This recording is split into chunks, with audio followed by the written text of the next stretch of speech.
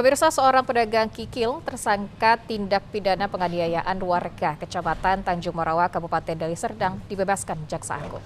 Tersangka dibebaskan karena kasus tersebut diselesaikan pihak Kejaksaan Deli Serdang dengan metode restoratif justice.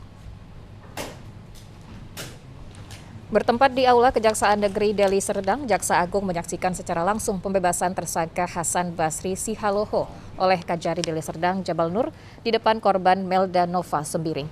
Jaksa penuntut umum mengusulkan penanganan penghentian penuntutan melalui restoratif justice dengan pertimbangan tersangka dengan korban sudah berdamai dan korban sudah memaafkan tersangka.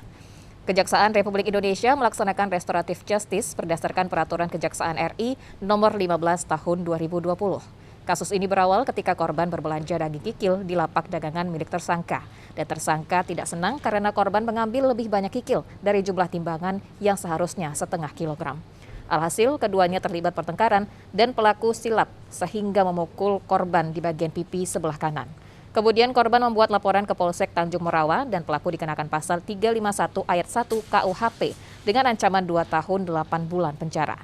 Pada saat menyerahkan surat keterangan penghentian perkara SKKP, Kajari Deli Serdang melepaskan baju tahanan sebagai bukti bahwa pelaku sudah bebas dan perkara tidak akan dilanjutkan sampai ke meja persidangan. Pelaku dan korban juga saling memaafkan didampingi penyidik Polresta Deli Serdang. Menurut Kejaksaan Agung, langkah ini diambil untuk mewujudkan bahwa hukum saat ini tumpul ke masyarakat kalangan bawah dan tajam ke pelaku pidana di kalangan masyarakat atas.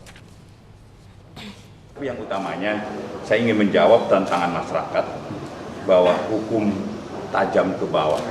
Kita buktikan bahwa tidak ada lagi nenek Minah yang hanya mencuri ranting, kena hukuman. Ini rakyat kecil yang harus kita lindungi. Saya tidak akan rela kalau mereka dilukai oleh hukum. Itu aja, siapa?